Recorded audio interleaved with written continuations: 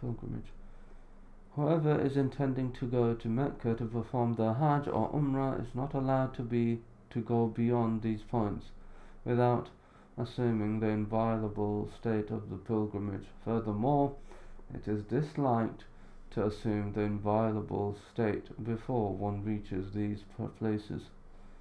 Everything that is narrated encouraging one to enter the inviolable state before reaching the miqat is not authentic. In fact, the opposite is narrated in a more sound fashion for a discussion of the defects of those narrations.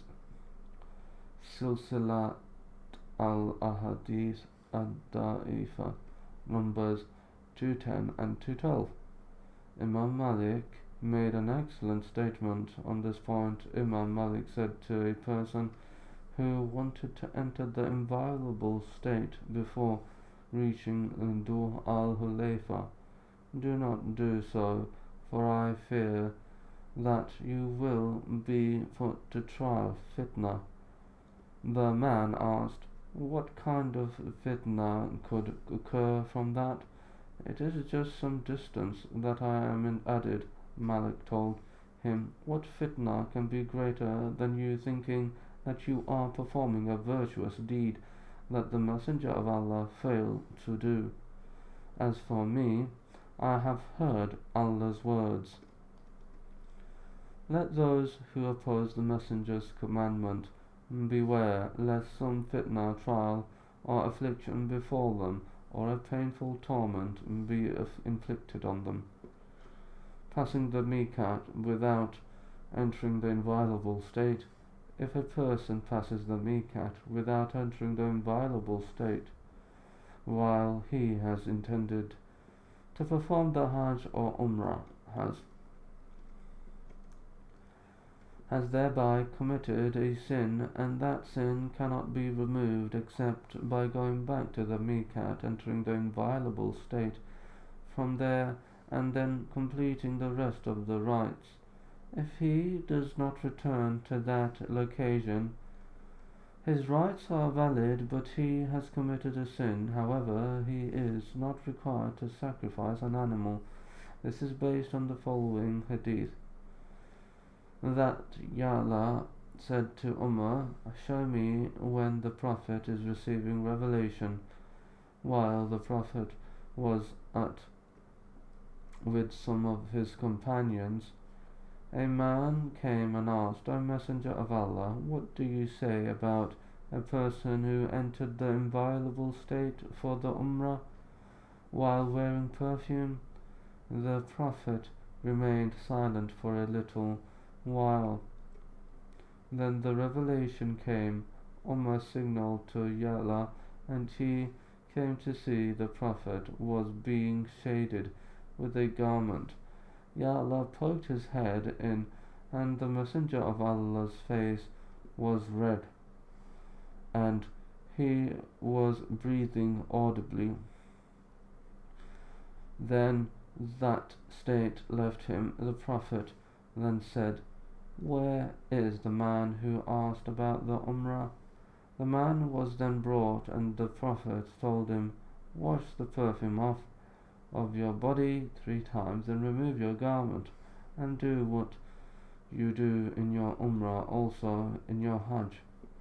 This hadith explicitly indicates that if someone acts contrary to the rules or does something prohibited for the inviolable state, then the only thing he must do is stop that act, as the Messenger did not order the man who was wearing a garment that have woman's perfume on it to do anything except remove that garment and wash off the perfume. He did not order him to sacrifice an animal as expiation. If such were obligatory, he would have ordered him to do so, as it is not allowed to delay the ruling of something beyond the time it is needed, and here the need was present.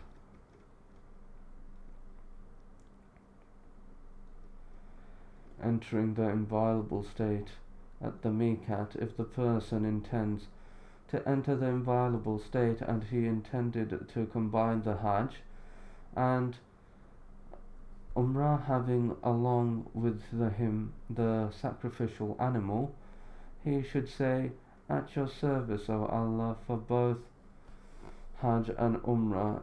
If he does not have a sacrificial animal with him, and that is preferred, then he should intend to make the Umrah only by saying, "At your service, O Allah," for Umrah. If he had made the intention for the Hajj only, and he is not bringing a sacrificial animal with him, he should negate that intention and make it for Umrah only first, and then re-enter the inviolable state to perform the Hajj. The Prophet ordered his companions to exit from the inviolable state and to make their sa'i and circumambulation that of an Umrah, except for those who had brought a sacrificial animal along with them. In fact, he was upset with those who did not respond to his order quickly. He emphasized this point by saying, "Verily, the Umrah shall be combined with the Hajj until the day of resurrection." This text also shows that the Umrah forms part of the Hajj and is not to be separated from it.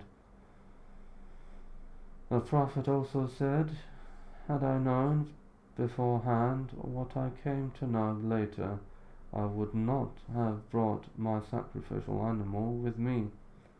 In this hadith, the Prophet was not simply stating his desire to get what he had missed by combining the Hajj and Umrah into one. Instead, this was an announcement on his part that at Tamattu, making the Hajj and Umrah separately but on the same visit is preferable to Al-Qiran, combining the Hajj and Umrah into one act.